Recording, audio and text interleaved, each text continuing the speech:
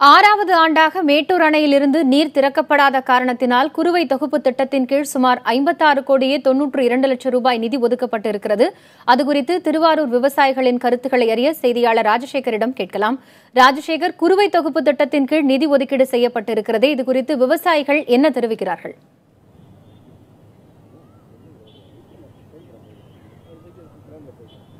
காயத்ரி, அந்த கேள்வியை நேரடியாக விவசாயிகளே கேட்போம். ஐயா சொல்லுங்க, இப்ப தமிழக அரசு சிறப்பு குறுவை தொகுப்பு திட்டத்துல 56 கோடியே 92 லட்சம் ரூபாய் ஒதுக்கிறாங்க. இதை எப்படி நீங்க பாக்குறீங்க? முதலமைச்சர் அறிவித்திருக்கிற இந்த அறிவிப்பை வரவேற்கிறோம், விவசாயிகள் சார்பாக வரவேற்கிறோம். என்றாலும் கூட இன்னைக்கு முற்றிலும் நிலத்தடி நீரை மையமாகத்தான் இப்ப வைத்து இந்த அறிவிப்பு மாற்று தாவரங்களை செய்ய வேண்டும் என்று அறிவித்திருக்கிறார்கள். அதே போல பசுந்தாள் உரத்தை பயிர் செய்ய வேண்டும், இவைகளுக்கெல்லாம் மானியம் வழங்கப்படும் என்று அறிவித்திருக்கிறார்கள். மும்முனை மின்சாரம் 12 மணி நேரம் வழங்கப்படும் என்று அறிவித்திருக்கிறார்கள். இப்ப அனைத்து போர்வெல்களுமே நிலத்தடி நீர் தாழ்ந்து கீழே போயிடுச்சு. இப்ப மின்சாரம் முழுமையாக வழங்கினாலும் கூட அங்கே தண்ணி வாட்டர் லெவல் கீழே போனதுனால இன்னைக்கு அந்த மின்சாரம் வழங்கினாலும் பிரயோஜனம் இல்லாத ஒரு சூழல் இந்த அறிவிப்பு என்பது வெளியிடப்பட்டிருக்கிறது.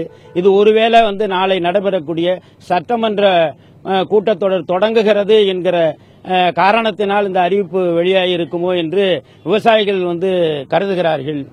இப்ப தற்போது இன்னும் மற்றொரு விவசாயி சேதனம் இருப்பாங்க, அவங்களுக்கு கேட்கும்.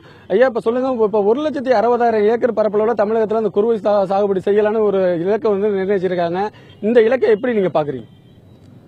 அதாவது போர்வெல் மட்டும்தான் சாகுபடி வேற சாகுபடிக்கான வாய்ப்பே கிடையாது. அப்ப இதுவரையிலுமே நீங்க 12 மணி நேரம்னு இன்னைக்குதான் தமிழக அரசு அறிவிச்சிருக்கீங்க. இது இதுக்கு மேல நாங்க போர்வெல் சாகுபடிங்கிறது ஒரு ஏற்புடைய கருத்து இல்ல.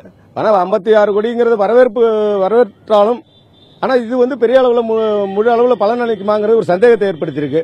எங்களை பொறுத்தவரையில நிரந்தர தீர்வுங்கிறது காவிரி நீர் மட்டும்தான். இது இல்லாம ஒட்டுமொத்த கடன் தள்ளுபடி தாங்க இப்போதைக்கு நிரந்தர தீர்வு. வேற வழியில தொடர்ந்து நாங்க 4 வருஷம் குறுவை இல்லாம இருந்திருக்கோம். இந்த சென்றாட்டு ஒண்ணுமே இல்ல, குறுவை கிடையாது, சம்பா கிடையாது. அவன் வாழ்வாதாரம் இழந்து நிக்கிறப்ப நீங்க போய் இந்த 56 கோடி 60 கோடிங்கிறது எப்படியுமே நம்மளுக்கு ஏற்புடையது கருத்து இல்லைங்க. எல்லா மாநில அரசுமே மனசு வச்சுட்டாங்க, உடனடியா தள்ளுபடி பண்ண விவசாயிகள் கஷ்டப்படுறாங்க, ஆங்காங்க போராட்டம் நடக்குதுங்கிறது தெரியுது. இதை கருத்துல கொண்டு மாண்புமிகு முதலமைச்சர் பழனிசாமி அவர்கள் உடனடியாக நாளைக்கு கூடுற சட்டமன்றத்தில் இந்த முதல் அறிவிப்பு கடன் தள்ளுபடிங்கிறத அறிவிச்சாதான் விவசாயிகள் ஒட்டுமொத்த மகிழ்ச்சியில் இருப்போம் என்பதை தெரிவித்துக் கொள்கிறேன். தற்போது மேலும் ஒரு விவசாயி இருக்காங்க, கேட்போம். ஐயா, இப்ப மாற்று பயிர் சாகுபடி நம்ம டெல்டா மாவட்டங்களில் அதிக அளவுல செய்யணும், அதற்கு விவசாயிகளை ஊக்குவிக்கும் வகையில் பல்வேறு 100% மானியத்தில் நிறைய அறிவிச்சிருக்காங்க. இதை எப்படி நீங்க பாக்குறீங்க? அரசு அறிவிக்கிறது வரவேற்கத்தக்க இருந்தாலும் கூட நம்ம இங்க டெல்டா பகுதியில் விவசாயம் தான் பிரதான தொழில். மாற்று தொழில்ங்கிறது இந்த பகுதிக்கு ஏற்ற ஒரு தொழிலா இல்ல. விவசாயத்தை நம்பிதான் எல்லாருமே இருக்கிறோம். தண்ணி தான் எங்களுக்கு நிரந்தர தீர்வு. அதுக்கு மாநில அரசு முக்கியமா என்னன்னு கேட்டாங்க, காவிரி தண்ணீர் திறந்து விடுறதுக்கும் தண்ணீரை பெற்றுக் கொடுக்கறதுக்கும் என்ன செய்யணுங்கிறதோ அந்த நடவடிக்கை எடுத்தாதான் அந்த நடவடிக்கை சக்சஸ் ஆகும். தரந்து மற்றபடி நாங்க இவங்க அறிவிக்கிறதெல்லாம் அறிவிப்பாங்க. அது விவசாயிகளுக்கு எங்களுக்கு பல விவசாயிகள் கிடைக்குமாங்கிறது அது இன்னொரு நாங்க பேப்பர்ல தான் பாக்குறோம். ஆனா எங்க கைக்கெல்லாம் எட்டதில்லை. எங்க பலன் நாங்க விவசாயிகளை அனுபவிக்கிறது இல்லை.